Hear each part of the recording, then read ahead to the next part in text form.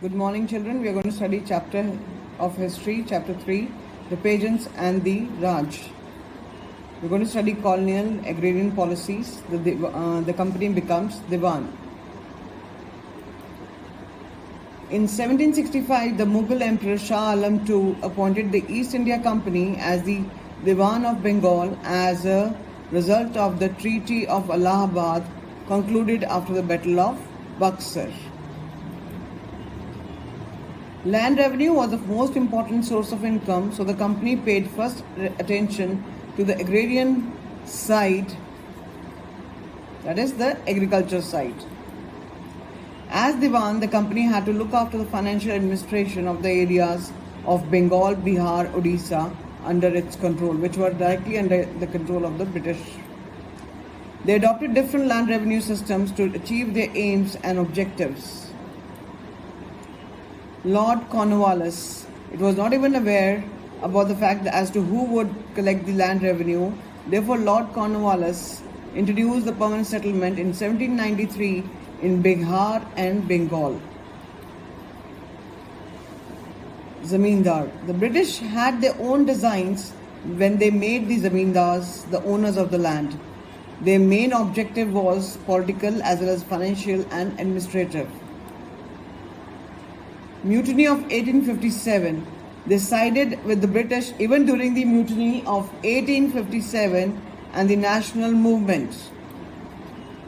The permanent settlement made the income of the government quite certain. It was easy to have transaction with the zamindars than with the pageants.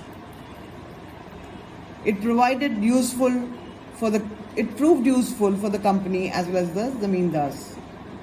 Later on, the government also had to suffer a loss because the income was fixed, but the expenses were increasing day by day. The burden of taxes fell on those people who were not farmers. The Rohitwari system. In this system, land revenue was not collected by the zamindars, but was taken from the Rohits or the cultivators who cultivated the land directly. The settlement was made directly with the cultivators or the Rohits who had been tilling the land since ages. Thomas Munro, the system came into be known as the Munro system, that means the Rohitwari system, because it was Thomas Munro who developed this system and extended it all over South India. It was implemented in Madras and Bombay presidencies. Under this system, the land revenue was increased after every 20 to 30 years to earn maximum income.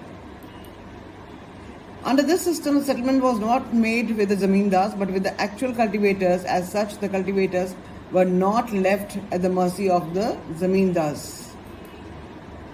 The Malwari system, it was modified form of the zamindari system. It was introduced in the Gangetic Valley, Northwest Province, part of Central India and Punjab. Which system? The Malwari system. The system was implemented in the village directly or through the representative of the village, that is the heads.